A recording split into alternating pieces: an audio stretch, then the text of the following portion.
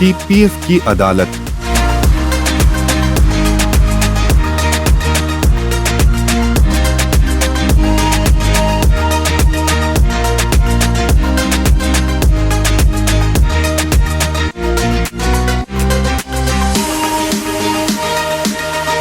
TPF की अदालत के आज के हमारे जज हैं श्री कमल किशोर जी तातेड़। जस्टिस तातेड़ जी का बचपन महाराष्ट्र के बुल्ढाना जिले के एक छोटे से गांव में बीता। आपने मुंबई से ग्रेजुएशन और गवर्नमेंट कॉलेज ऑफ लॉ से 1983 में एलएलबी की डिग्री हासिल की। अपने करियर की शुरुआत आपने उच्च न्यायालय और अपीलेट कोर्ट के वकील के तौर पर की। आपने वकालत के दौरान महाराष्ट्र एनिमल प्रिजर्वेशन कानून के कई मुकदमे लड़े और हजारों पशुओं को कत्लखाने से बचाया। सरकार के लिए भी आपने लैंड एक्विजिशन एक्ट के तहत कई मुकदमों को पैरवी की। श्री तातेड़ जी ने कई महत्वपूर्ण जजमेंट दिए हैं जो आज भी अन्य न्यायाधीशों के लिए मानक माने गए हैं। जुलाई 2008 में आप पदोन्नत होकर उच्च न्यायालय के जज के रूप में चुने गए और सन 2021 तक 13 वर्ष का आपका एक सफल कार्यकाल रहा। सेवानिवृत्ति के बाद आप Maharashtra state human rights commission chairperson जैसे महत्वपूर्ण पद पर अपनी सेवाएं दे रहे हैं। जस्टिस तातेड़ अपनी गंभीर और मर्यादा से परिपूर्ण कार्यशैली के लिए जाने जाते हैं। हमें विश्वास है कि तेरापंथ समाज और तेरापंथ प्रोफेशन फोरम को सदा आपकी सेवाओं का लाभ मिलता रहेगा और आज आपके जजमेंट का हम सभी हृदय से स्वागत कर सकेंगे। टीपीएफ की अदालत के आज के अगले मेहमान हैं श्री संजय जी घोड़ावत। आप लगभग 10,000 लोगों को प्रत्यक्ष और 25,000 से अधिक लोगों को परोक्ष रूप से रोजगार देने वाले संजय घोड़ावत ग्रुप के चेयरमैन हैं। Ghodawat group aviation, energy, real estate और टेक्सटाइल के अलावा सौर ऊर्जा और शिक्षा के क्षेत्र में प्रमुख संस्थान के रूप में प्रसिद्ध है।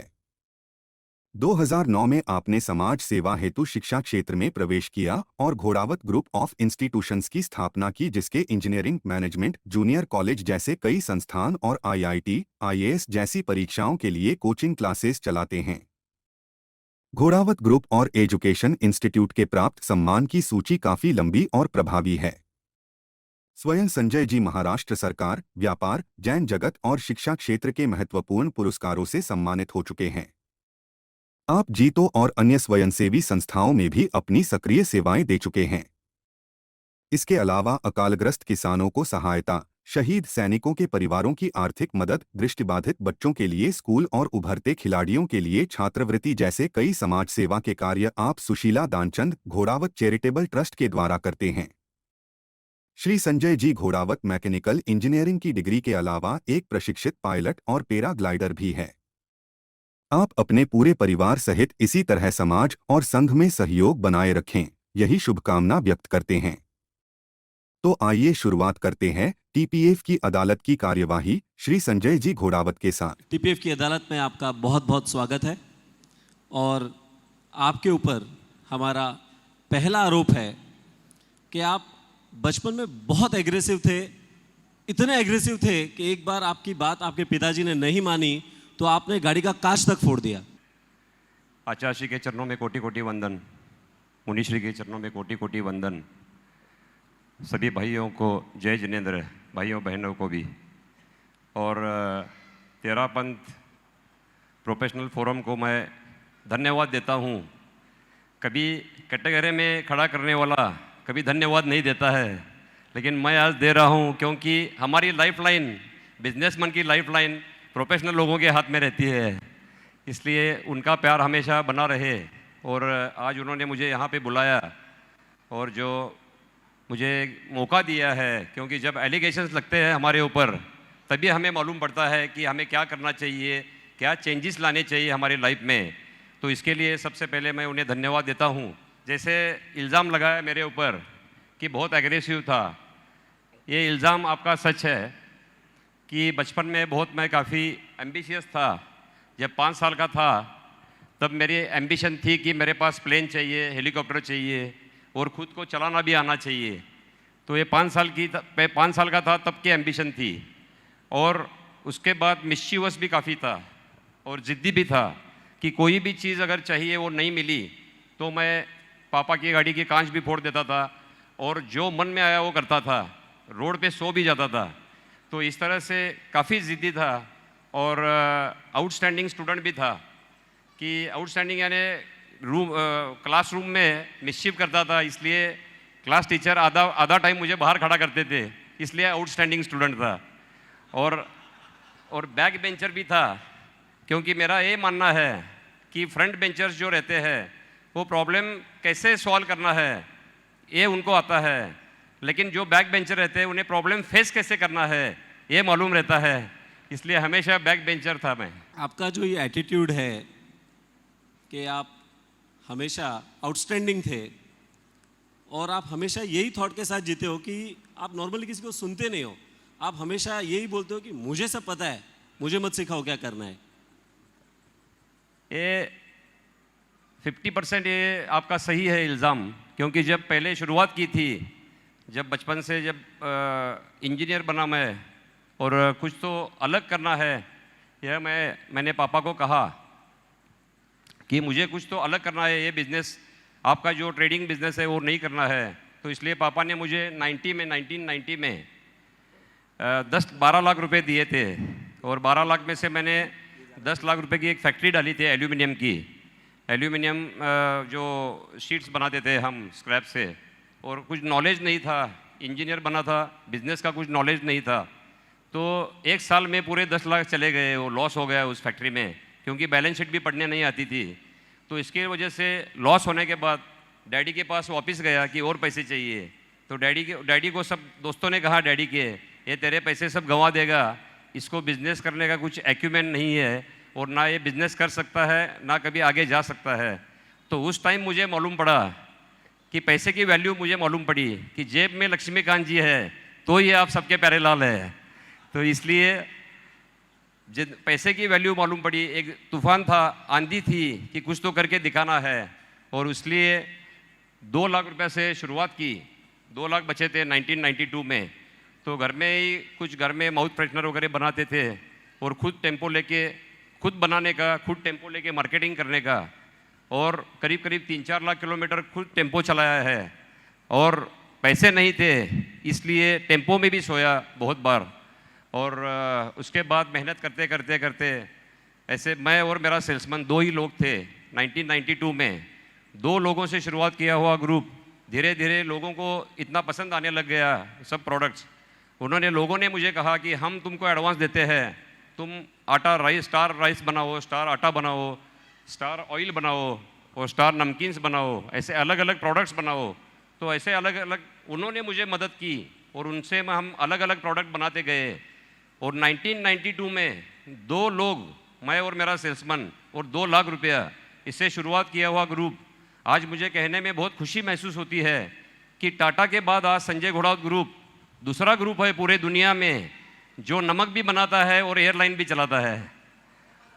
और ये जो अचीवमेंट है वो मेरे पेरेंट्स का आशीर्वाद है, मेरी पत्नी नीता, मेरे बच्चे, सब फैमिली का, पूरे गुरुदेव का, सभी भाइयों बहनों का, मेरे टीममेट्स का और सभी संतों का, जो भी मेरे साथ है। मुझे सबसे पहले गर्व है कि मैं तेरापंथी हूँ और तेरापंथी हूँ इसलिए आज जो एयरलाइन है स्टार एयरलाइन वो भी प्योर वेज है, only airline in the world जो प्योर वेज है।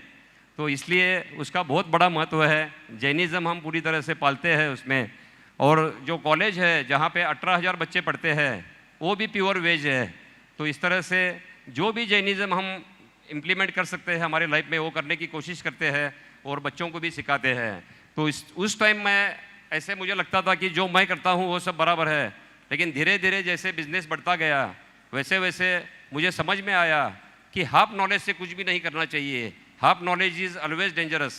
ऐसा कहते हैं कि जैसे एक मुझे कहानी याद आती है कि जो कॉकपिट साफ करते रहता है टेक्नीशियन, प्लेन का कॉकपिट, तो वहाँ पे एक बुक रहती है कि how to fly the plane. तो उससे लगता है कि ये पायलट जो है ये बुक पढ़ के प्लेन चलाता है। तो वो भी कोशिश करता है, दरवाज़ा बंद करता है, रनवे पे लेके आता है प्लेन बुक पढ़ के, और वो आईटीसी से परमिशन मांगता है कि मुझे टेक ऑफ करना है। तो उसे परमिशन मिलती है। जैसे जैसे पढ़ते जाता है, फ्लाइंग करता है पूरा 1 घंटा। 1 घंटा फ्लाइंग करने के बाद उससे लैंड करना है प्लेन अभी। तो वो बुक पढ़ते जाता है आगे। तो उसमें लास्ट पेज पे लिखा हुआ है कि for landing see volume number 2, और वॉल्यूम नंबर 2 जो है वो पायलट के पास रहता है। तो इस तरह से हाफ नॉलेज से वो फ्लाइंग करता है लेकिन क्रैश हो जाता है। तो हाफ नॉलेज से कोई भी काम नहीं करना चाहिए अपने लाइफ में। मैंने बहुत सी गलतियाँ की मेरे लाइफ में, लेकिन आज मुझे रिग्रेट होता है। लेकिन वो उस टाइम का जो डिसीजन था वो लिया था मैंने, क्योंकि मैं फेल्यूर से कभी नहीं डरा। फेल्यूर से वो जो लोग डरते हैं वो कभी आगे नहीं जा सकते हैं। फियर के दो मतलब है कि forget everything and run away, and दूसरा मतलब है कि फेस एवरीथिंग एंड राइज। तो मैं हमेशा मेरे फेल्यूर्स के स्टेपिंग स्टोन्स बना के उसके ऊपर चढ़ता गया और सक्सेस मिलता गया। कभी भी 1-2 अटेम्प्ट में सक्सेस नहीं मिला, उसके बाद मिला, लेकिन कभी भी डरा नहीं मैं और आगे चलता गया। लेकिन उसके बाद मेरे समझ में आया कि जो अपने को फील्ड करना है, जिस फील्ड में काम करना है, उस फील्ड का एक्सपर्ट ही चाहिए अपने पास, नॉलेजेबल आदमी चाहिए। तो वो आदमी लेके हम काम करते गए और फिर आज मैं आपको गारंटेड कह सकता हूँ कि मैं सबकी सुनता हूँ फिर ही काम करता हूँ। अभी अभी आपने कहा कि 1992 में आपके पास सिर्फ 2 लाख बचे थे और आज आपका शायद 2000 करोड़ से भी ज़्यादा का बड़ा एम्पायर है। तो इस पैसे की दौड़ में आप ऐसे दौड़े कि ना तो आपने कभी फैमिली का ध्यान रखा, ना ही आपने कभी दोस्तों का ध्यान रखा, ना ही आपने अपनी कभी खुद के सेहत का ध्यान रखा। इसमें भी आपका 50% मैं बोलूँगा कि आपका सही है, क्योंकि जब कुछ नहीं था मेरे पास तब मैं करीब महीने में से 26 दिन बाहर घूमता था सर्विस के लिए, जो सर्विस देना है कस्टमर्स को उसके लिए। तो सिर्फ 4 दिन में रुकता था फैमिली के साथ। और नीता ने बच्चों को बहुत अच्छी तरह से बड़ा किया, उनको अच्छे संस्कार दिए। मैं उस टाइम नहीं दे सका, ये सही बात है, और उसके लिए मैं क्षमा भी मांगता हूँ आज बच्चों को भी। और जैसे कहा कि मैंने वो काम करते गया और आगे बढ़ता गया, लेकिन नीता की वजह से वो अच्छे उनको संस्कार मिले, वो अच्छे से बड़े हुए। और मैं आज यही कहूँगा सबको कि काम कितना भी रहने दो, लेकिन अपने फैमिली को जो टाइम देना चाहिए वो देना ही चाहिए, अपने रिलेशन को जो टाइम देना चाहिए वो देना ही चाहिए। कितने भी आपके गोल्स बड़े हो, जैसे कहते हैं कि छोटी सोच पैरों की मोच और रिलेशन की खरोच आदमी को आगे नहीं बढ़ने देती है। लेकिन कितने भी गोल बड़े होने दो, लेकिन रिलेशंस आपके जहाँ टाइम देना चाहिए और आपने लाइफ बैलेंसिंग करना चाहिए, ये मैं सबको बोलूँगा। आपके ऊपर अगला आरोप है कि आप बहुत सेल्फ सेंट्रिक है, सिर्फ खुद का मेरा ये मेरा वो, दोस्तों का आसपास वालों का बहुत ज़्यादा ध्यान नहीं देते। सबसे पहले सबसे ज़्यादा इंपॉर्टेंस आप खाली खुद को ही देते हैं। ये गलत है इल्ज़ाम आपका, क्योंकि जब से शुरुआत की है बिज़नेस की तब से मैंने एक ही देखा है कि अगर हमारे साथ में अगर हमारी टीम बड़ी होती है तो ये हमारा सक्सेस उसमें है। मेरे आज भी 30 साल पहले जो एम्प्लॉयज़ थे, 30 साल पहले जो दोस्त थे वो आज भी है, एम्प्लॉयज़ भी है वो। तो जिसके पुराने एम्प्लॉयज़ है और पुराने दोस्त है वही सक्सेसफुल आदमी माना जाएगा। तो आज भी मेरे साथ वो काम कर रहे हैं और सबको साथ लेके चलता हूँ मैं। और जो भी काम किया है मैंने आज तक मेरे खुद के सेटिस्फेक्शन के लिए भी किया है, लेकिन समाज के साथ जो ग्रोथ होनी चाहिए।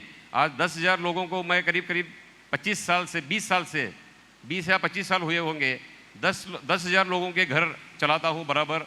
उनको बराबर सैलरी जाती है, बोनस जाता है, तो उनकी भी डेवलपमेंट होती है। तो ये सोचना गलत है आपका कि मैं सेल्फ सेंट्रिक हूँ। कभी भी सबका सोच के काम किया है। आज जो कॉलेज बनाया है वहाँ पे भी 18,000 बच्चे पढ़ते हैं, तो वहाँ पे भी 1500 से 2,000 का स्टाफ है, तो उनका भी घर चलता है, वो भी डेवलपमेंट होती है उनकी भी। तो सबका सोच के हम काम करते हैं, क्योंकि मेरा टीम पे विश्वास है। टीम अगर आपकी अच्छी रहेगी, टुगेदर एवरीवन अचीव्स मोर कहते हैं कि टीम अगर अच्छी रहेगी तो ही आपकी डेवलपमेंट होती है। आपने अभी कहा कि आप सबको साथ में लेके चलते हो, आपके 18,000 बच्चे आपके स्कूल्स में पढ़ते हैं, लेकिन हमने तो ये सुना है कि आप चलते फिरते स्टूडेंट्स को चाटा मार देते हो। ये इल्ज़ाम भी सही है, क्योंकि एक बार एक स्टूडेंट को, जो हमारे कोल्हापुर के पास एक गांव है, वहाँ के नगराध्यक्ष का लड़का था, उसे 2-3 बार हमने, सुनाई दे रहा है सबको? सुनाई दे रहा है? तो उसे 2-3 बार हमने इंस्ट्रक्शंस दिए कि लेडीज़ हॉस्टल के पास नहीं जाना है। फिर भी वो 2-3 बार बोलने के बाद भी रात को गाड़ी लेके लेडीज़ हॉस्टल की तरफ जाता था। तो मैं रात को जब घूमने जाता था कॉलेज में, तब मैंने उसे देखा वहाँ पे।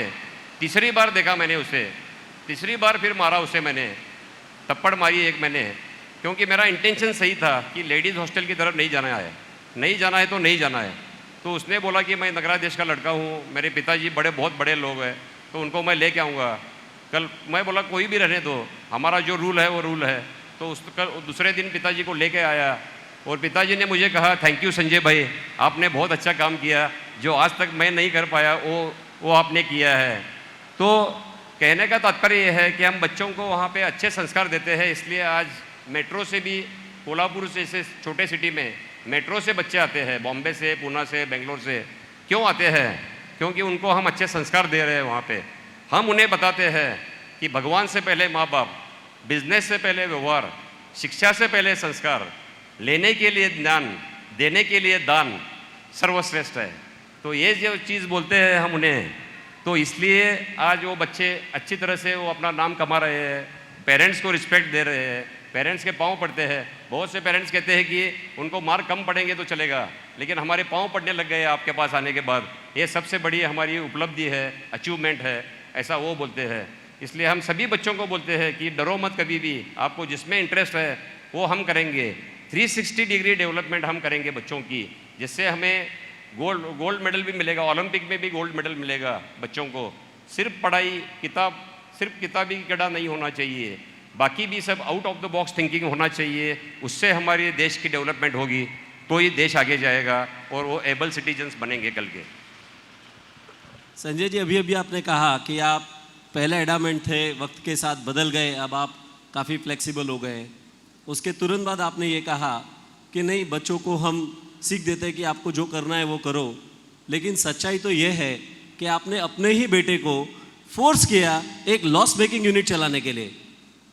तो ये भी इल्ज़ाम आपका सही है, क्योंकि मैं जब किताबें पढ़ता हूँ, अनिल जी ने कहा कि मैं किताबें नहीं पढ़ता हूँ, लेकिन मेरी आदत है कि मैं किताबें पढ़ता हूँ।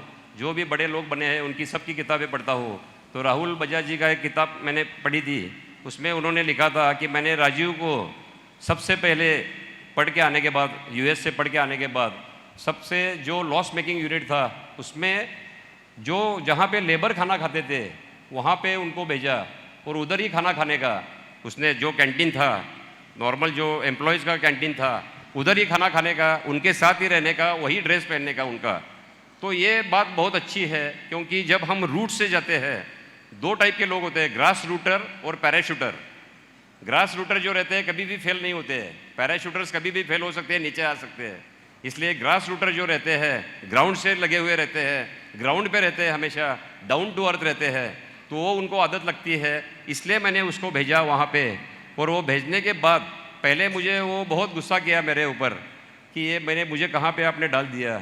सबसे लॉस मेकिंग यूनिट था वो टावर बनाने का, तो उसमें हमने डाला था उसे। बहुत गुस्सा किया, 1 महीना 2 महीना बात भी नहीं किया, सिर्फ मम्मी से बात करता था, मेरे से बात भी नहीं करता था। तो मैंने उसे कहा कि यहाँ पे अगर तू प्रॉफिट मिला के दिखाएगा तो तू लाइफ में आगे कुछ भी कर सकता है। तो फिर उसने अच्छी तरह से काम किया वहाँ पे, वहाँ से अच्छी उसकी ग्रूमिंग हुई, डेवलपमेंट हुई अच्छी। और आज वो पूरी एयरलाइन, जो स्टार एयरलाइन है, वो पूरी संभालता है, FMCG प्रोडक्ट्स संभालता है, जो मेंटेनेंस का काम है विंड मिल का वो संभालता है। तो इस तरह से अच्छी तरह से वो काम कर रहा है। और आज मुझे थैंक यू बोलता है, पापा कि आपने मुझे वहाँ पे भेजा उस यूनिट में, इसलिए आज मेरा ये आज का स्टेटस है। बचपन से ही आपने अभी थोड़ी देर पहले एडमिट किया कि आप हमेशा क्लास के बाहर ज़्यादा रहते थे, या बैठे तो भी लास्ट बेंच पे ज़्यादा बैठते। मतलब आप शुरू से एजुकेशन को बहुत ज़्यादा इंपॉर्टेंस नहीं देते।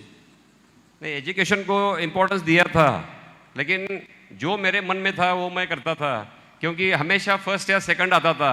85% के नीचे मुझे कभी भी मार्क्स नहीं मिले, हमेशा अबाउ 85 था। लेकिन मेरे एक मन में था कि जो मेरे मन में आता है वैसे मैं जीऊँगा अपने लाइफ में, तो वो मैं जीते गया।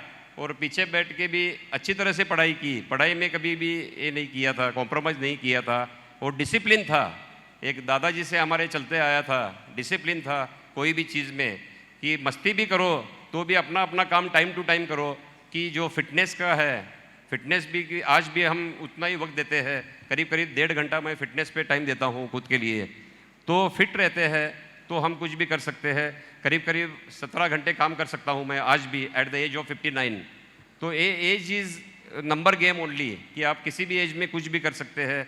तो मैं सबको बोलूँगा कि आप किसी भी एज में कुछ भी कर सकते हो, डोंट केज योर एज, ऐसे मैं कहूँगा। और फिटनेस अगर रहेगा, हम हमारे अगर पाँव छूते हैं तो ही दूसरे के पाँव छू सकते हैं। Respect your body and touch your fit daily, ऐसा कहते हैं। हमने सुना है कि आपके इंस्टीट्यूशंस में, आपके कंपनीज में आपको डिक्टेटर, या कह सकते हैं कि लोग हिटलर के नाम से ज़्यादा जानते हैं।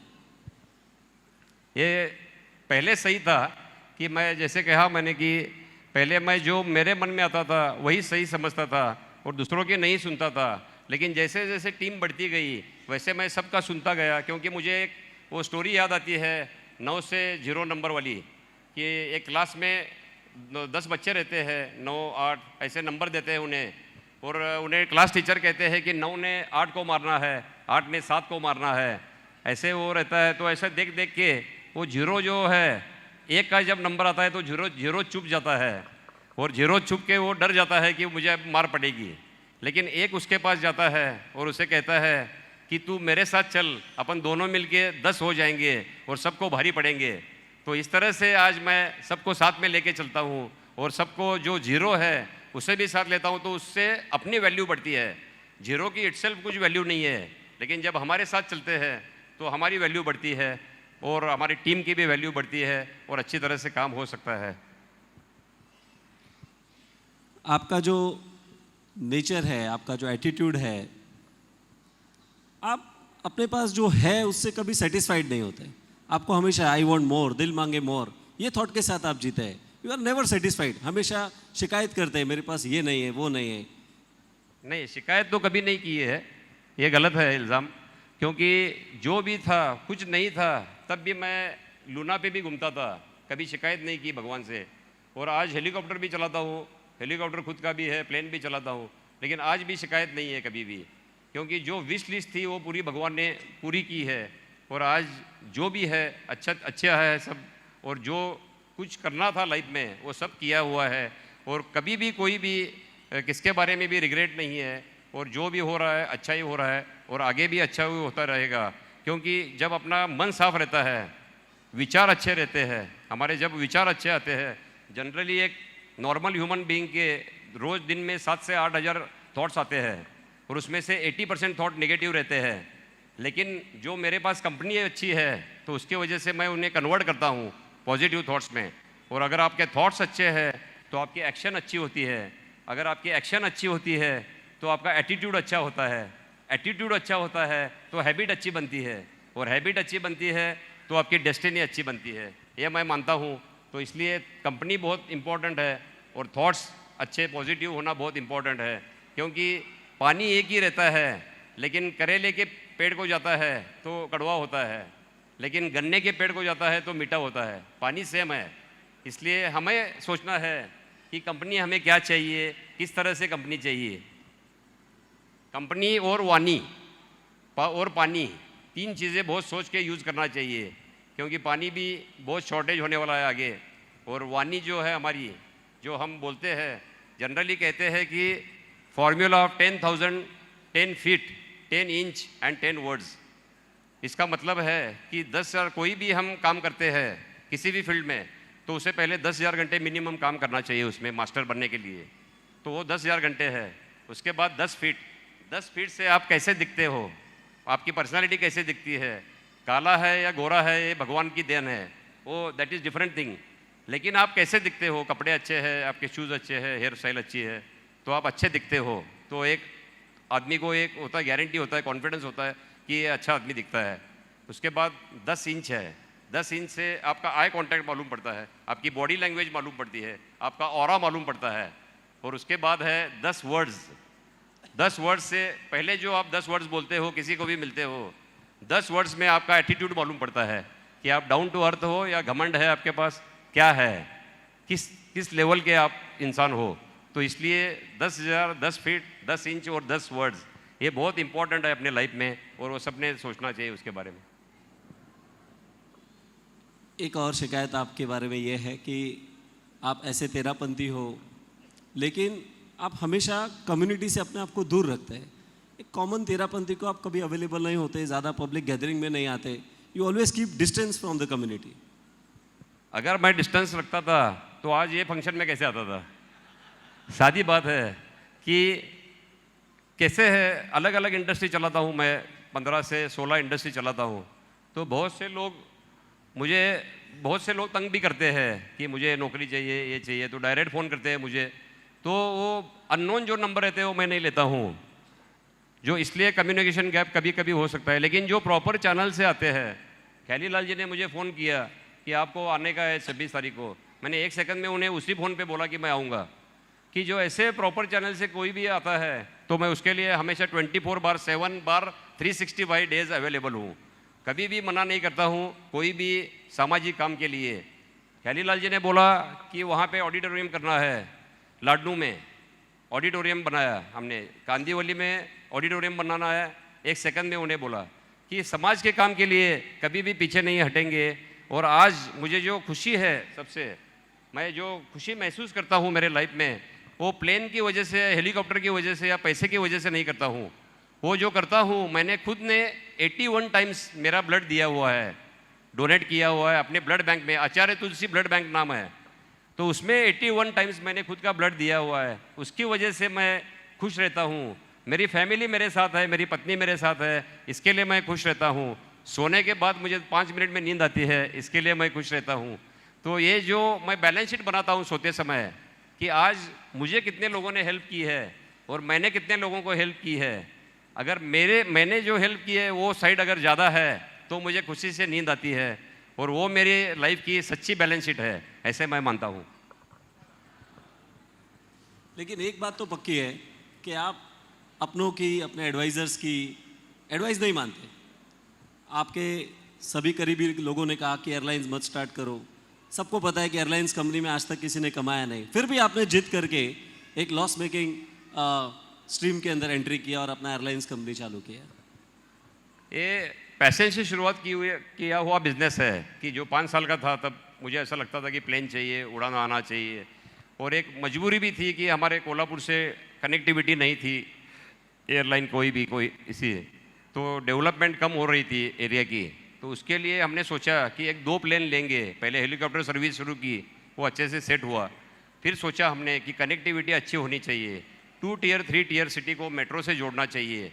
जो आगे के जो डेवलपमेंट होगी अभी इंडिया की, वो पूरी 2 टियर 3 टियर सिटी से होगी, क्योंकि मेट्रो जो है पूरे सैचुरेट हो चुके हैं, यहाँ पे रहने को जगह नहीं है अभी, ना इंफ्रास्ट्रक्चर है।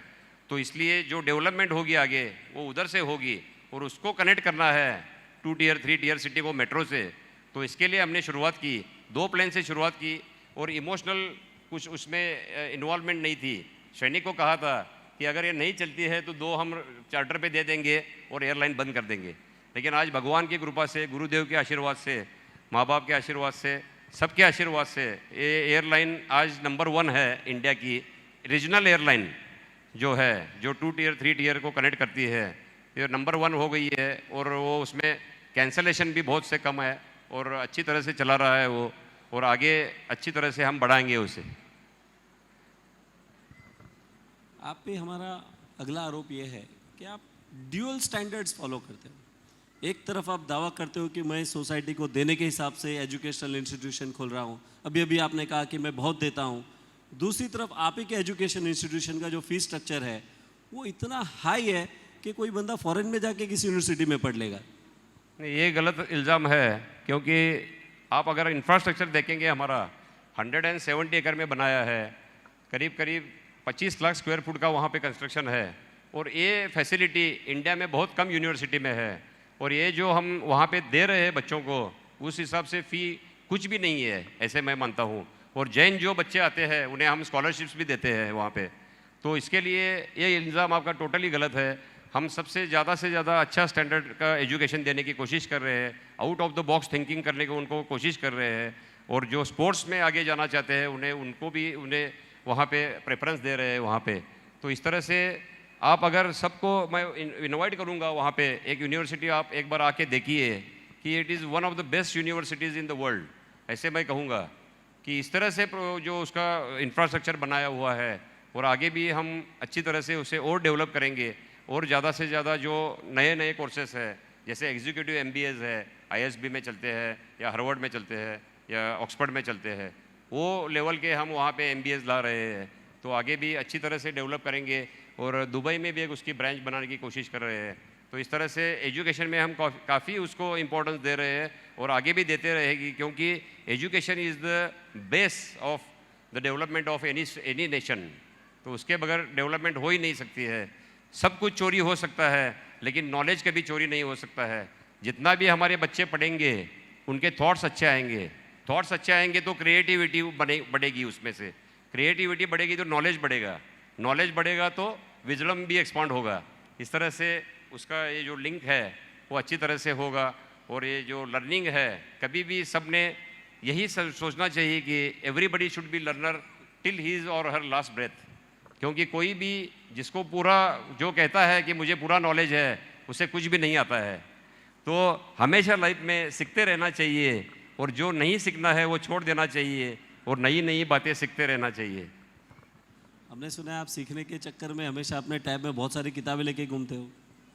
हाँ, मेरे किताबें पहले मैं घूमता था लेके, लेकिन अभी जब से किंडल आया हुआ है तो किंडल में मेरे करीब करीब 300 बुक्स है और वो हमेशा मैं जब भी टाइम मुझे मिलता है उसमें से पढ़ते रहता हूँ। स्पिरिचुअल है और बिजनेस मैनेजमेंट है, फैमिली लाइफ है, सब पे वो किताबें अलग अलग सब्जेक्ट पे है, वो मैं पढ़ने की कोशिश करता हूँ। और जो नॉलेज बुक्स में से पढ़ता है, अच्छा दोस्त और अच्छी किताब और अच्छा गुरु जो सिखा सकता है वो कोई नहीं सिखा सकता है लाइफ में। बहुत बहुत धन्यवाद। तो क्योंकि ये टीपीएफ की अदालत है तो लेते हैं कुछ टीपीएफ से सवाल, प्लीज।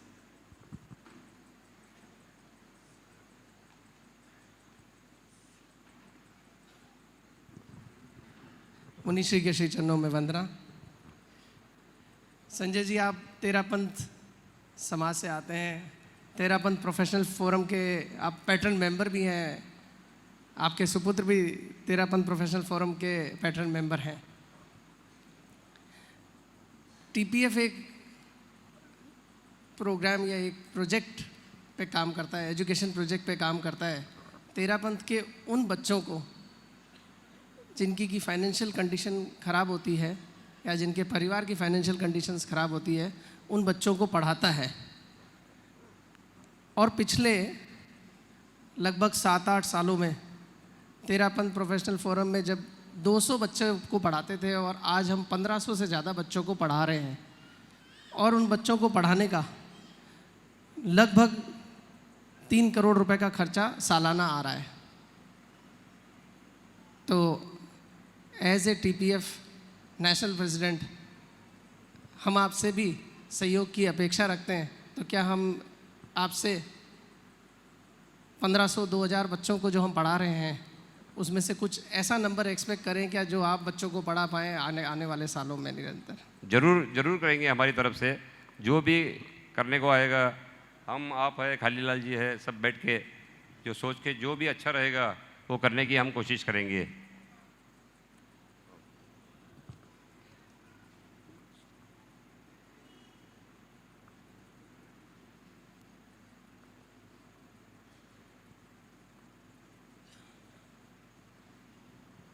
वंदे सर, मेरे को आपसे एक प्रश्न करना है। जैसे कि एक खाली रिक्वेस्ट है कि प्लीज कोई भी ऑडियंस में से पर्सनल क्वेश्चन ना पूछे, थोड़ा गरिमा का ध्यान रख के अपने सवाल रखें। अभी जैसे हम लोग बॉम्बे में रहते हैं और मेरा लड़का क्रिकेट खेलता है। यहाँ पे कई जातिवादी के कारण उसको आगे बढ़ने को नहीं मिल रहा है, तो उसमें भी आपने कोई सहयोग का वो प्रोग्राम किए हैं क्या? कुछ आगे बच्चे को बढ़ाना है या कुछ भी करना है? हाँ, उसे हम वहाँ पे जो ट्रेनिंग देते हैं बच्चों को हमारे यहाँ, अभी स्मृति मानधना जो है vice captain of Indian cricket team, ladies team की, तो वो भी उसमें भी वहाँ पे एडमिशन लिया हुआ है। तो वो भी काफ़ी बच्चों को मदद करती है क्रिकेट ट्रेनिंग में। तो आपका भी बच्चा अगर वहाँ पे आप भेजेंगे तो उसे हम हॉस्टल में रख के उसे भी हम ट्रेनिंग देने की कोशिश करेंगे। संजय जी, आपने बताया कि आप बुक्स बहुत पढ़ते हैं, तो क्या आप बता सकते हैं कि कौन कौन सी 2-4 आपकी फेवरेट बुक्स है? जो मेरी सबसे है वो स्टीफन कोवे की है, कि 7 habits of most effective people जो उन्होंने दिया हुआ है, 7 हैबिट्स जो है बड़े जो लोग बने हैं, वॉरेन बफेट या जो कोई भी बिल गेट्स है, तो उनके जो हैबिट्स है कि क्या करना चाहिए, प्रायोरिटी किसे देना चाहिए, सिनर्जी कैसे चाहिए और कैसे प्रायोरिटी को किसको पहले जो चीज़ करनी है वही पहले करनी चाहिए। और शार्पन द सॉ कहते हैं कि हमारे जो हमारे इंटेलेक्चुअल्स है या कोई भी चीज़ है कि जो फिटनेस है हमारा, उसे शार्पन करते रहना चाहिए और कोई भी किसी भी विन विन सिचुएशन में चलना चाहिए हमारे टीममेट्स के साथ में, सबके साथ में। तो ये जो चीज़ें हैं वो हम करते गए, अगर वो किताब पढ़ते गए तो काफ़ी हमारे लाइफ में फ़र्क पड़ता है और वो इम्प्लीमेंट करने चाहिए ऐसे मुझे लगता है। क्योंकि जनरली कहते हैं कि KYC जो बैंक में जाते हैं, हम कोई भी अकाउंट खोलते हैं तो KYC मांगते हैं। तो KYC से पहले मैं मानता हूँ कि KYS का मतलब है कि नो योर सेल्फ फर्स्ट, कि हम अगर हमको पहचानते हैं कि हम कहाँ है, बोल तो हम जैसे ATC को हम कॉल देते हैं प्लेन चलाते समय कि who are you, where are you and what you want, कि आप कौन है, आप कहाँ है और आपको क्या चाहिए, ये अगर हमको समझता है खुद को तो हम डेवलपमेंट कर सकते हैं। तो नो योर सेल्फ फर्स्ट। उसके बाद है KYC कि नो योर कस्टमर, कि आपके कस्टमर को क्या चाहिए। अगर जैसे कहते हैं कि खेत में क्या उगता है उससे कोई मतलब नहीं है लोगों को, बाजार में क्या बिकता है ये अगर जिसको समझता है वो आगे जाता है। इसलिए नो योर कस्टमर कहते हैं। नो योर कस्टमर के बाद आता है कि नो योर बिजनेस, KYB, कि अगर आपका बिजनेस क्या है और आपको लोगों को क्या चाहिए, उसमें क्या चेंजेस करने चाहिए, ये अगर आपको समझ में आता है तो KYB का मतलब है। उसके बाद है KYF कि नो योर फाइनेंस, अगर ये फाइनेंस आपके पास कितना है, क्या रिस्क लेना है कैलकुलेटेड आपको, ये अगर समझता है तो आप सक्सेसफुल बन सकते हैं। और उसके बाद लास्ट है KYT कि नो योर टीम, अगर आपकी टीम अच्छी है तो अगर आपके पास लोग अच्छे हैं तो ही आप आगे जा सकते हैं, एक्सपर्ट अगर आपके पास है तो आप आगे जा सकते हैं। इसलिए सिर्फ KYC से काम नहीं चलेगा, आपके पास KYS चाहिए, KYC चाहिए, KYB, KYF और KYT, ये अगर चीज़ें हमारे पास है तो हम सक्सेसफुल बन सकते हैं। और ये सब किताब पढ़ने से ये सब मालूम पड़ता है तो और अपना नॉलेज भी बढ़ता है। जय जिनेंद्र सर, मेरा नाम विवेक संघवी है, मैं डेटा साइंटिस्ट हूँ। तो मुझे आपसे एक क्वेश्चन पूछना है कि आप इतनी सारी इंडस्ट्रीज चलाते हैं, इतने सारे अलग अलग बिजनेसेस चलाते हैं, तो आई एम श्योर आपको बहुत टॉप टैलेंट की ज़रूरत पड़ती है। तो हमारे समाज में इतने सारे टैलेंटेड प्रोफेशनल्स हैं, स्टूडेंट्स हैं, जो I am sure some of them आपकी यूनिवर्सिटी से ही पढ़ रहे होंगे। तो कोई ऐसा प्लेटफॉर्म मिल सकता है जहाँ पे इन टॉप टैलेंटेड स्टूडेंट्स को, प्रोफेशनल्स को आपकी इंडस्ट्रीज में कुछ कनेक्ट मिल सके, so that there is mutual benefit, so that आपकी इंडस्ट्रीज को भी हम हेल्प कर सके। Because I wanted to know what I can do to help you, given कि आप इतने इंस्पायरिंग रहे हो। मुझे एक सिंगल पॉइंट कॉन्टैक्ट आप दे देना, तो जो हमारे जो HR के हेड है उनको मैं दे दूंगा, तो वो आपसे टच में रहेंगे। तो हम जैसे जैन लोगों को हम सबसे पहले प्रेफरेंस देंगे हमारे कोई भी इसमें ऑर्गेनाइजेशन में, तो उसके लिए मैं हमेशा तत्पर रहूँगा। और एक सिंगल पॉइंट कॉन्टैक्ट अगर मुझे मिलेगा तो आपका काम हो जाएगा उसमें। Thank you. जय जिनेंद्र, मेरा नाम नितिन परमार है। मेरा एक आपसे सवाल है, जैसे आपने कहा कि आप बहुत वोरेशियस रीडर हैं, तो जब हम बुक्स पढ़ते हैं तो ऑथर के थॉट्स हमें इन्फ्लुएंस करते हैं, तो आप अपने थॉट्स और ऑथर्स के थॉट्स के लाइन में थॉट्स के बीच में लाइन कैसे ड्रॉ करते हैं और खुद की एक थिंकिंग कैसे डेवलप कर सकते हैं? वो जो उनके जो विचार रहते हैं वो अपने विचार से अगर सिंक्रोनाइज करते हैं हम, कि मेरा क्या मानना है और उनका क्या मानना है, दोनों में से मीन निकाल के जो अच्छा रहेगा अपने ऑर्गेनाइजेशन के लिए वो करने की हम कोशिश करते हैं। प्लस जैसे मैंने कहा कि नॉलेजेबल पर्सन लेते हैं, अगर शेयर का काम करना है तो अनिल जी से कंसल्ट करना चाहिए, दूसरे से कंसल्ट नहीं करना चाहिए, जो टॉप जो है वो फील्ड में उससे कंसल्ट करना चाहिए। तो इस तरह से हम अगर कंसल्ट करते जाते हैं कि मुझे सब समझता है ये गलत बात है, जो पहले मैंने गलती की थी वो गलती हम नहीं करते हैं, तो हम सक्सेसफुल बनते हैं हमेशा। संजय जी, आपकी बातें सुन करके सच में सबका दिल अजब डायरेक्शन में जा रहा है। मुझे ऐसा लगता है कि आपको एक किताब जरूर लिखनी चाहिए। इतनी सारे जो किताबें आपने पढ़ी है उसका सार उस किताब में अगर मिल जाए तो इतनी ज़्यादा किताबें पढ़ने की ज़रूरत नहीं पड़ेगी। नहीं, वो भी चल रहा है, थोड़ा और काम करना बाकी है। Thank you. थोड़ा काम करने के बाद, क्योंकि अभी तक जो करना है कि जो एक नेक्स्ट लेवल में लेके जाना है, जो भी हम सेक्टर में काम कर रहे हैं वो सेक्टर में इंडिया में टॉप 5 में उस कंपनी को लेके जाना है। और जिस दिन वो लेके जाएंगे उस दिन अपना काम हो जाएगा। क्योंकि जब अभी हमने जो लोकल मार्ट शुरुआत की है हमारे कंज्यूमर प्रोडक्ट का, वो अभी 100 हमने शॉप्स किए हैं, तो उसके 3000 शॉप्स का हमारा टारगेट है 3 साल में। तो वो अगर वो हो जाते हैं तो आज जो 10,000 एम्प्लॉयज़ है वो हमारे 35,000 एम्प्लॉयज़ हो जाएंगे 3 साल में। तो इतनी बड़ी डेवलपमेंट होगी, इतनी जनरेशन होगी, इतने लोगों को काम मिलेगा। इतने लोगों को काम मिलने के बाद जो डेवलपमेंट अपने समाज की भी होगी वो भी काबिल तारीफ़ रहेगी। तो इस तरह से हम जितना भी करने को आएगा एम्प्लॉयमेंट जनरेशन के लिए वो करने की कोशिश हमेशा करते रहेंगे। मेरा प्रश्न ये था कि आपने इतनी बारी बताई कि आप इतने सारे बिजनेसेस करते हैं, तो क्या आपने कभी ऐसा नहीं सोचा कि एक बिजनेस में आप नंबर 1 बन जाएं और उसके बाद में बाकी करें, या डिफरेंट करके? नंबर 1 अभी मैंने जैसे कहा कि एयरलाइन जो है वो आज रीजनल एयरलाइन में नंबर 1 हो गई है, स्टार एयर। और जो हम मेंटेनेंस करते हैं विंड टर्बाइन का और सोलर का, उसमें भी वो रेनॉम कंपनी है अपनी, वो भी नंबर 1 है इंडिया में आज। क्योंकि उसमें 2500 मेगावाट हम उसमें हर कंपनी के, कोई भी कंपनी जो वर्ल्ड की है वो सब कंपनी के हम टर्बाइंस हम उसमें मेंटेन करते हैं। तो 2 कंपनियां अपनी अभी नंबर 1 है इंडिया में। संजय जी, मैं इसी बात को आगे बढ़ाता हूँ। आपके 17 बिजनेस वर्टिकल्स है, तो मतलब बेसिकली 17 के बाद में आपका एनालिसिस क्या है? हमें बहुत सारे वर्टिकल करना चाहिए या 2, 3, 4, 5 में एकदम फोकस्ड काम करना चाहिए? What is your view? Focused काम करना चाहिए। वो तो हमारी उस टाइम की मजबूरी थी, या समझ लो कि नॉलेज नहीं था पूरा, तो हम डाइवर्सिफिकेशन करते गए। मुझे नीता ने भी बहुत बार कहा कि इतने क्यों बिजनेस करते हो, तो एक शौक था। और एक पाँव में एक जो बोलते हैं ना चक्र रहता है, क्या बोलते हैं उसे, हाँ, जुनून भी रहता है। और वो नीता बोलती थी कि मुझे आप 9 महीने माँ के पेट में भी कैसे रहे, आप इतने इम्पल्सिव हो, इतने फास्ट डिसीजन लेते हो, तो 9 महीने भी पेट में कैसे रहे तुम। तो कहने का तात्पर्य ये है कि हाफ नॉलेज से भी बहुत सी चीज़ें की थी उस टाइम, टैक्स प्लानिंग के हिसाब से बहुत सी चीज़ें की थी। तो लेकिन आज वो कंडीशन नहीं है मार्केट की। आज जो भी काम करते हो आप फोकस चाहिए, लेज़र टाइप फोकस चाहिए आपका। अगर बिजनेस पे आपका ध्यान नहीं है तो मैं आज आपको बोलता हूँ कि 90% लोग आपको फंसाने के लिए बैठे हैं। 5% लोग हैं दुनिया में, इंडिया में नहीं बोल रहा हूँ, दुनिया में 5% ही लोग जो है वो व्यवहार संभाल के काम करते हैं, अच्छी तरह से व्यवहार करते हैं। नहीं तो आज चेक बाउंस में भी कोई नहीं डरता है। 138 का केस होता है, होने दो बोलते हैं, 20 साल चलेगा। तो इस तरह से आज डर नहीं रहा है किसको।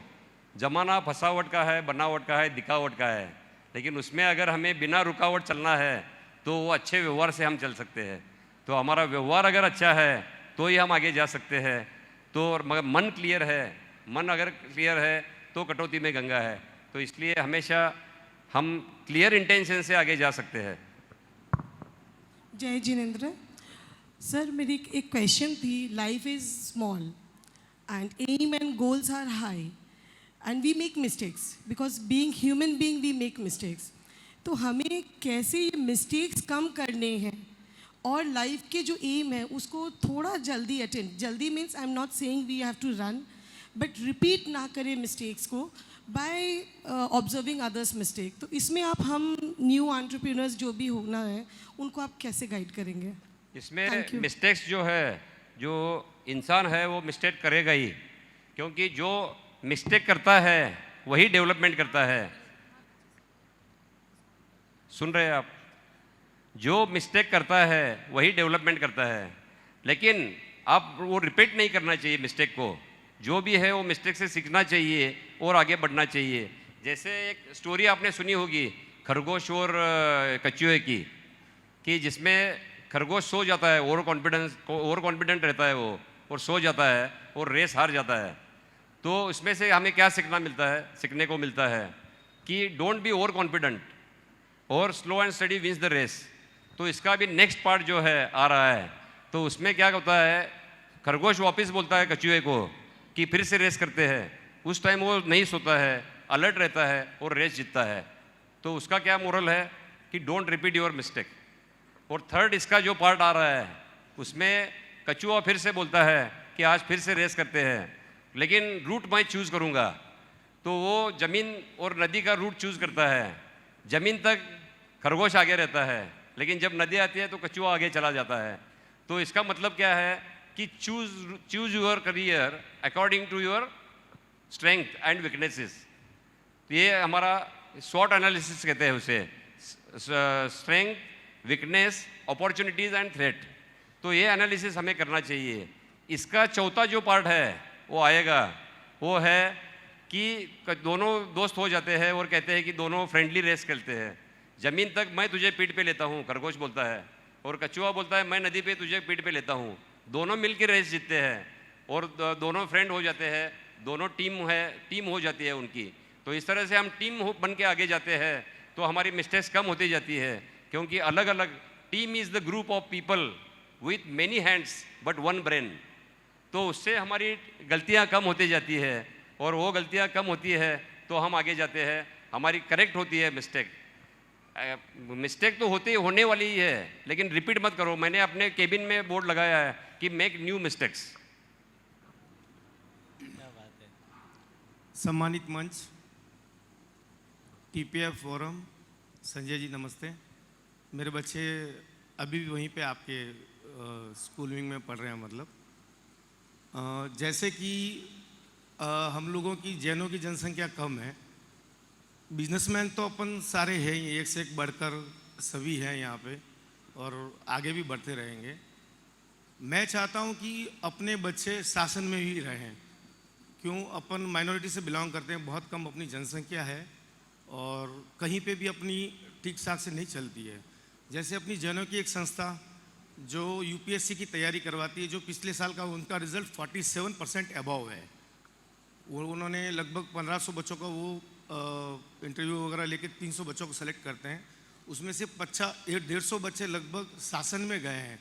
तो शासन में होने से अपने जैन कम्युनिटी जितनी शासन में रहेगी, आईएएस, आईपीएस, आईआरएस, आईएफएस जो भी बनेंगे, तो वो अपने समाज को, पैसे से तो हम सक्षम हैं ही और बन ही रहे हैं, शासन में भी हम सक्षम बने, ये मेरी आपसे विनती है। मैं अभी पिछले 3 दिन से मैं दिल्ली में था बच्चे की यूपीएससी की एडमिशन्स के लिए, तो मैं काफ़ी घूमा, काफ़ी देखा मैंने। पर जीएटीएफ जो संस्था काम कर रही है वो काबिल तारीफ़ है, और मैं समझता हूँ कि तेरापन युवक परिषद या टीपीएफ हम किसी से कम नहीं, हम उनसे भी अच्छा कर सकते हैं। तो क्यों ना हम इसके आगे एक और कदम बढ़ाएं कि अपने बच्चे ज़्यादा से ज़्यादा शासन में भी जा सकें और संघ की सेवा कर सकें। हमने यूपीएससी एमपीएससी का कोर्स शुरू किया हुआ है और बोर्डिंग भी है वहाँ पे। तो आप अपने जैन जो भी बच्चे पढ़ना चाहते हैं उन्हें भेज सकते हैं आप वहाँ पे, उन्हें मैं स्पेशल स्कॉलरशिप भी दूंगा। नहीं वो ठीक है, मैं मतलब एक मेगा स्तर पे जो बच्चे इसका लाभ उठा सके, जैसे 47% रिजल्ट है, तो इसके लिए संस्था का बहुत बड़ा योगदान, जिससे वो काफ़ी बेयर करते हैं। जो 3 साल तो आपकी टीम लेके आप आ सकते हैं, एक बार स्टडी कर सकते हैं वहाँ पे। मैं हालांकि बहुत छोटा कार्य करता हूँ, छोटी परिषद से मैं बिलोंग्स करता हूँ, पर इस चीज़ में मैं टीपीएफ को कहना चाहता हूँ कि इसमें आगे बढ़ टीपीएफ सकते हैं। की टीम आके वहाँ पे स्टडी कर सकती है। बस ये मेरी रिक्वेस्ट सबसे है, ज्वाइंटली मतलब। क्या कर सकते हैं हम, वो करने की कोशिश करेंगे। Yes sir, thank you very much. Thank you.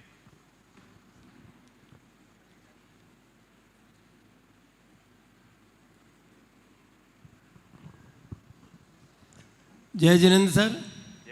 Sanjay ji, आपने अपनी आत्मकथा में ये बताया कि कुछ पुस्तकें आपने पढ़ी महापुरुषों की। क्या आपने वो पुस्तक भी पढ़ी है जिसमें ये कहा गया है कि हर महापुरुष को बनाने में या किसी व्यक्ति विशेष को आगे बढ़ाने में उसकी अर्धांगिनी का हाथ होता है? आज जैसा कि अभी आपने इंटरेक्शन में बताया कि मैं अपनी पारिवारिक लाइफ में बहुत अलग से मैंने जीवन जिया है, और अभी आपके सामने आपकी अर्धांगिनी नीता जी भी बैठे हैं। क्या आप इसे स्वीकारते हैं कि इनका बहुत बड़ा हाथ रहा है? अगर है तो आज इस टीपीएफ की अदालत में उनके लिए क्या कहना चाहेंगे? धन्यवाद। मेरे जो सक्सेस है उसमें 2 औरतों का हाथ है, एक मेरी माँ का है और एक नीता का है। नीता के लिए मैं इतने कहूँगा कि तू शब्द मैं अर्थ, तू शब्द मैं अर्थ, तेरे बिना मेरा, और तेरे लिए लिया मैंने बर्थ। इतना ही मैं कहूँगा कि उसने मुझे 37 ईयर्स हो गए हमारे शादी को, तो और उसने बहुत ही अच्छी तरह से साथ दी है। और ये जो कहते हैं कि 36 गुण मिलने चाहिए तो ही अच्छा चलता है, हमने कभी गुण नहीं मिला है हमारे।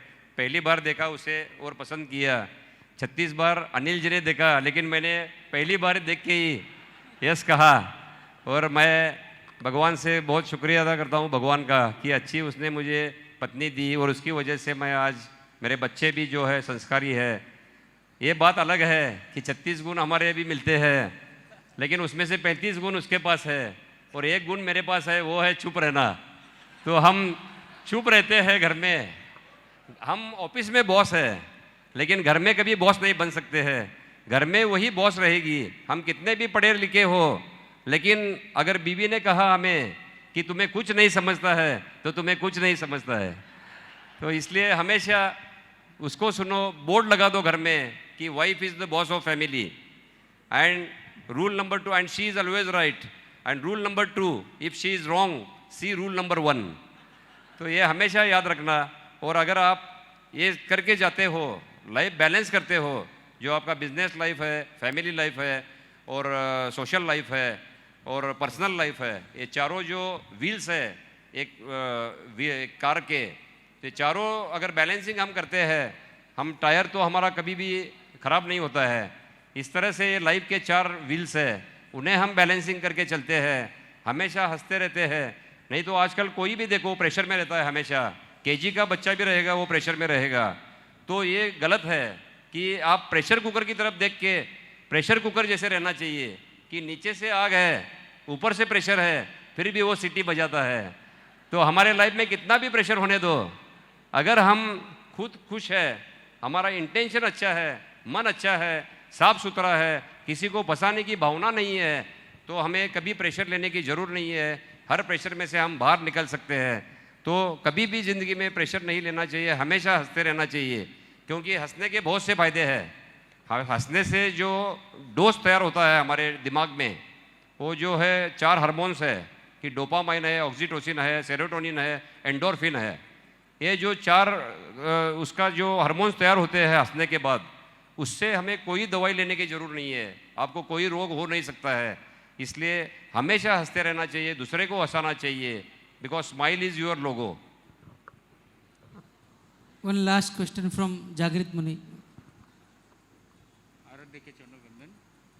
एक प्रश्न ये था कि हर व्यक्ति के जीवन में उथल पुथल होती है, अप्स एंड डाउन्स आते हैं, और वो लाइफ का पार्ट है। जैसे हर व्यक्ति के जीवन में ऐसे समय में, क्योंकि हम जैन हैं, तो कभी ना कभी एक ऐसा भाव आता है कि संसार में कुछ नहीं है, ये मोह माया है। जैसे आपने बताया कि 95% लोग रुकावट डालते हैं, मिलावट या ऐसा सब कुछ करते हैं, मतलब फसावट, हाँ ये शब्द एकदम बराबर है। तो ऐसा आपके जीवन में कभी ऐसा कभी अवसर आया कि भाई ऐसा लगा कि भाई नहीं, संसार में कुछ नहीं है, बस अब दीक्षा। जैसे स्टेज पे ही अभी जो लोग हैं, हमारे दोनों जो है बैठे हुए, राज जी है चाहे नहीं चिराग जी, तो दोनों के जीवन में कभी ऐसा अवसर आया था। मैं तो देखता हूँ हर व्यक्ति के जीवन में कभी ना कभी ऐसा अंकुरित होता है। तो नहीं, ऐसे बहुत बार आया, मुझे भी लगा था कि सब छोड़ देना चाहिए, लेकिन फिर एक बार एक जो एक स्पिरिट आता है, इंस्पिरेशन आता है, जो किताब पढ़ने से, आचार्य श्री की, महाप्रज्ञा जी की भी किताबें पढ़ता हूँ मैं, तो उसमें से एक जो इंस्पिरेशन मिलता है, फिर से उसमें से जो फिनिक्स जैसे हम बाहर निकलते हैं। तो इस तरह से हम बाहर निकलते हैं। बहुत से बार ऐसा लगा कि ये सब छोड़ना चाहिए, इनफ ऐसा लगता है, क्योंकि मैं हमेशा मानता हूँ कि those who know difference between more and enough are the most successful people and most happiest people. ऐसे मैं मानता हूँ कि इनफ कहाँ पे रुकना है और कहाँ पे आगे जाना है। लेकिन मैं जो अभी कर रहा हूँ वो उसमें से हमें जो भी एक्सेस मिलेगा कोई भी फील्ड में से, वो फील्ड में से हम एजुकेशन को ज़्यादा से ज़्यादा इम्पोर्टेंस दे रहे हैं हमारे लाइफ में। तो उसमें से जो जनरेशन तैयार होगी कल की, वो बहुत अच्छी तरह से होगी और उसमें से हमारे स्टेट की डेवलपमेंट होगी, कंट्री की डेवलपमेंट होगी।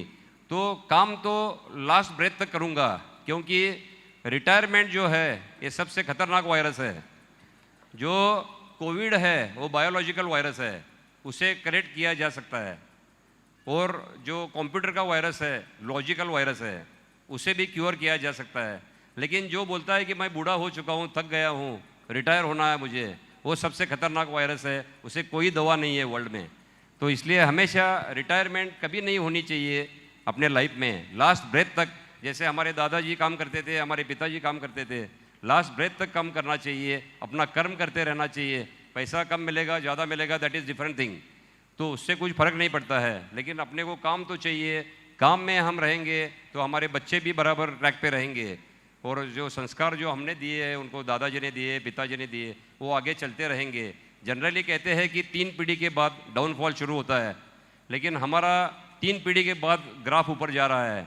तो एक्सेप्शन भी हो सकता है, आपके हार्ड वर्क के ऊपर है, स्मार्ट वर्क के ऊपर है कि कैसे आप करते हो। जनरली हमारे यहाँ एक सुपरस्टिशन है इंडिया में कि घोड़े की नाल दरवाजे पे लगाते हैं, वो क्योंकि उसे शुभ समझा जाता है। तो घोड़े की नाल दरवाजे पे लगाने से कुछ नहीं होता है। मेरे हिसाब से घोड़े की नाल पाँव के नीचे लगा के घोड़े जैसे दौड़ने के बाद फिर ही सक्सेस मिलता है, ऐसे मैं मानता हूँ कि हार्ड वर्क को कोई भी ऑप्शन नहीं है, हार्ड वर्क को कभी भी सब्स्टिट्यूट नहीं है।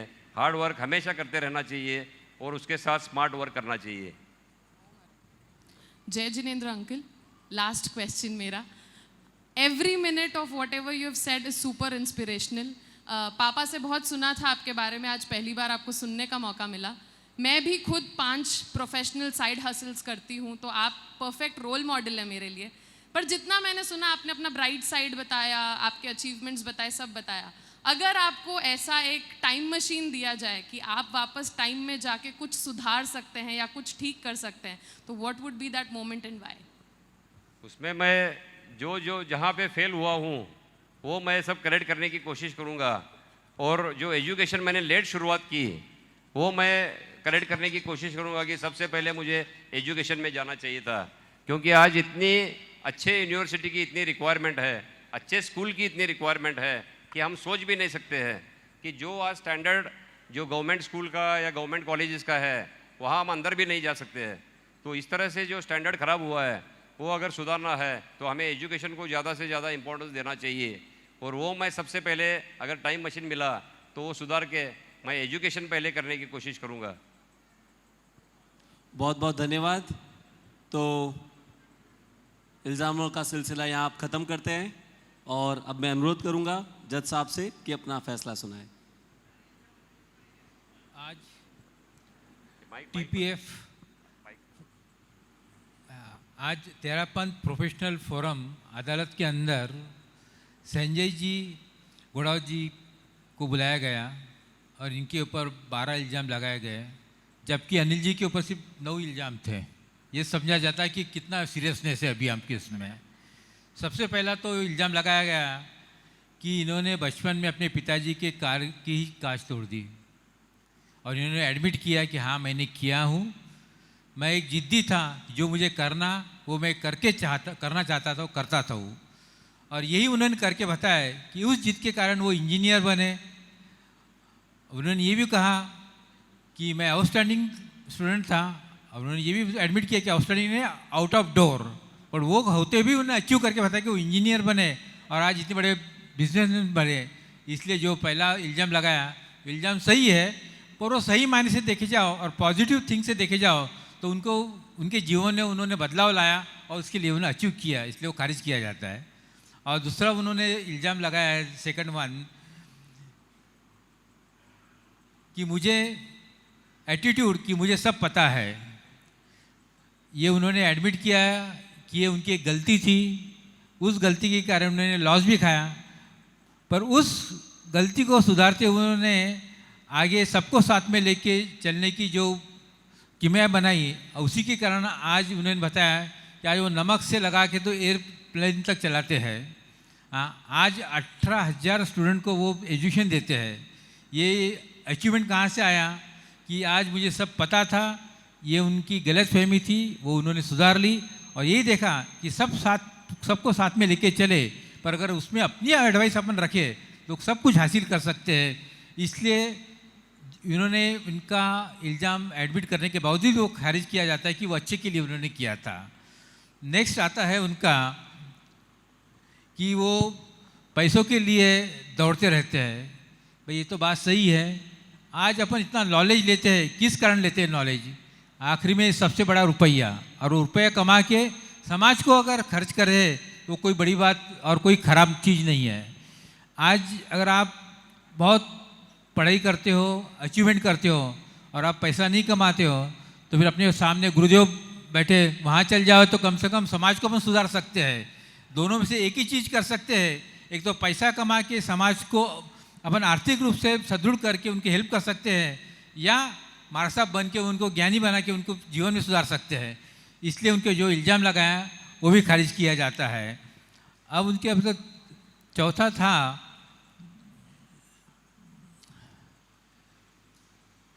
उन्होंने इनफ टाइम अपने फैमिली को दिया नहीं। उन्होंने वो भी एडमिट किया है, पर उन्होंने एडमिट इसलिए किया है कि भाभी जी पूरा ये संभाल लेते थे। ये सबसे बड़ी जीवन में अचीवमेंट उन्होंने की है। ज़िंदगी में कोई भी परिवार में देखिए, अगर आपका एडजस्टमेंट रहे, एक बात सही है कि एक आदमी दो काम नहीं कर सकता है। अगर आप पुरुष को बोलो कि आप बाहर जा के कमाओ भी और घर में आके किचन भी संभालो तो भी मुश्किल है। अगर आप घरवाली को बोलो कि आप घर भी संभालो और ये भी करो तो उसमें फ़र्क गिरेगा। तो इनको जो भाभी जी मिले हैं, इनकी तकदीर है कि इनका पूरा घर उन्होंने संभाल लिया और उन्होंने फाइनेंस संभाला। ये बहुत बड़ी चीज़ है, इसलिए इनका ये भी इल्ज़ाम खारिज किया जाता है इनके ऊपर। और नेक्स्ट था कि इन्होंने एक स्टूडेंट को चाटा मारा। ये चाटा मारा, ये बात सही है, उन्होंने एडमिट किया, पर किस कारण मारा, क्यों मारा, ये अपन पॉजिटिव में देखे तो ये बात बहुत सही बताई उन्होंने कि उस बच्चे की गलती सुधारने के लिए उन्होंने चाटा मारा। और इतना ही नहीं कि नेक्स्ट डे उसके पिताजी आके उन्होंने एडमिट किया कि आपने किया, वो बहुत अच्छा काम किया।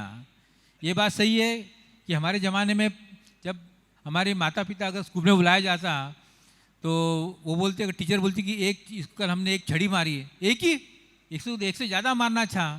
क्योंकि पहले कहावत थी मराठी में, Marathi I think you know that, कि छड़ी लागे छम छम और विद्या ही घम घम। ठीक है, आज वो प्रिंसिपल चेंज हो गया क्योंकि because of several laws and all those things. पर पहले जो स्टूडेंट और एज ए स्टूडेंट और गुरु का जो रिलेशन था वो अगर मेंटेन करे तो आज की जो समस्या आ रही है स्कूलों में, जो अपने को सेक्स असॉल्ट हो रहे हैं, बाकी इंसल्ट करते हैं स्टूडेंट को और गुरु की इंसल्ट करते हैं, ये सब निकल जाता है। इसलिए इन्होंने जो चाटा मारा है था वो पॉजिटिव वे में देखे तो उसकी भलाई के लिए मारा और उसकी ज़िंदगी सुधारने के लिए मारा, इसलिए ये भी खारिज किया जाता है। और नेक्स्ट है कि इन्होंने अपने बच्चे को लॉस अर्निंग कंपनी के अंदर पहले काम करने के लिए कहा। ये बात सही है कि अगर आप बच्चे को स्टार्टिंग से ही सोने की थाली में खाना खाने दो तो उसको आगे जाके सोने की कीमत भी पता नहीं चलती है। वही उसको बोलो कि अपने हाथ से तू कमा और 2 रोटी खा के देख तो पता चलेगा कि रोटी की क्या कीमत है, तभी उसको पता चलेगा। नहीं तो अगर घर में अगर उसको बर्गर मिल जावे तो उसको रोटी क्या चाहिए पता नहीं चलता है। क्योंकि एक शेक्सपियर ने भी कहा है कि कोई महाराजा के घरों में कुछ बात हुई थी, भाई ड्रॉट पड़ा है तो क्या है, ड्रॉट तो क्या हुआ, बोले वो सिरा पूड़ी खा ले, बोले नहीं अनाज है, तो क्योंकि पता नहीं कि अनाज क्या चीज़ है। बच्चों को तभी आप अगर उनको हार्डवर्क करने के बचपन से दो तो उनको पैसे की कीमत रहेगी। पैसा घर में कितना भी हो पर वो पैसा का सदुपयोग करे, ये कहाँ से सीखोगे आप, जब आपको बचपन से संस्कार मिले। इसलिए जो इल्ज़ाम लगा है वो भी गलत इल्ज़ाम है, उसको भी खारिज किया जाता है। और नेक्स्ट उन्हें लगा है कि इनिशियल पीरियड में उन्होंने एजुकेशन को कोई इम्पोर्टेंस दिया नहीं। ये तो इनका अचीवमेंट जो आज है कि आज ये 18,000 स्टूडेंट को स्टडी दे रहे हैं, ये देख के लगता है कि इल्ज़ाम बिना कोई स्टडी किए हुए इन्होंने लगा दिया, इसलिए I mean issue bad in law है, इसलिए उसको खारिज किया जाता है। नेक्स्ट उन्होंने लगा है कि ये नेवर सेटिस्फाइड है कभी अपने काम से। अरे नेवर सेटिस्फाइड कैसा होगा?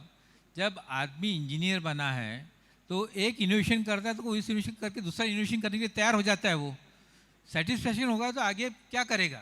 इसलिए सेटिस्फैक्शन न होते हो आगे का और क्या कर सकते हैं यही देखो तो ज़िंदगी में आप आगे बढ़ सकते हो। तो ये भी जो इल्ज़ाम लगाया है वो भी इनके ऊपर खारिज किया जाता है।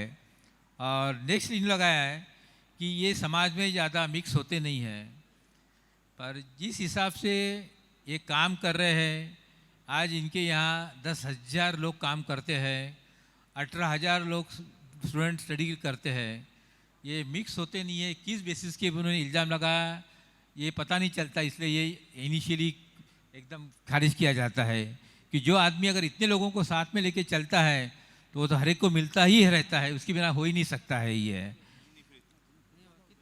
नेक्स्ट लगा है कि ये दूसरे लोगों की एडवाइस इग्नोर करते हैं। ये तो बात सही है कि जैसा वकील साहब ने कहा कि इनको लोगों ने एडवाइस दिया था कि एयरलाइन चालू मत करिए, पर इन्होंने चालू किया। पर चालू क्यों किया उन्होंने जो बताया वो सबसे बड़ा इम्पोर्टेंट है कि ये यहाँ से आते हैं कोल्हापुर से, कोई उस समय एयरलाइंस नहीं थी, तो अपने गांव वासियों के लिए एयरलाइंस क्यों नहीं है और क्यों नहीं मिलना चाहिए, इस चीज़ के ऊपर उन्होंने किया। और वो क्यों किया?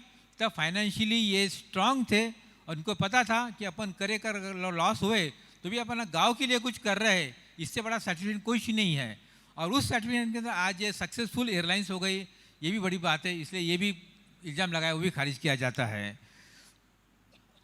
और इन्होंने लास्ट का लगाया है कि दे फॉलो ड्यूअल स्टैंडर्ड्स। अब ये ड्यूअल स्टैंडर्ड जो इन्होंने बोला है कि इतने बच्चों को ये एजुकेशन देते हैं और फीस भी काफ़ी हाई रखती है, पर आज अगर यहाँ जितने भी अपन उपस्थित भाइयों बहनों धर्मप्रेमी हैं, अगर कोई बोले कि मेरा बच्चा म्यूनसिपैलिटी के स्कूल में जा रहा है वहाँ 10 रुपये फ़ी है और मेरा अंबानी के स्कूल में जा रहा है 1 लाख रुपये फ़ी है, आज हर माँ बाप सोचता है कि मेरा बच्चा अच्छी से अच्छी स्कूल में पढ़े। क्यों? कि वही इन्वेस्टमेंट है ज़िंदगी के अंदर। और आज अपने को लगता है कि स्कूल वाले पैसा ले रहे, स्टडी ले रहे, ये इतना फीस चार्ज कर रहे हैं, पर ये अपने को लगता है। पर अगर अपन अंदर जाके देखो तो वहाँ क्या नहीं खर्चा आता है।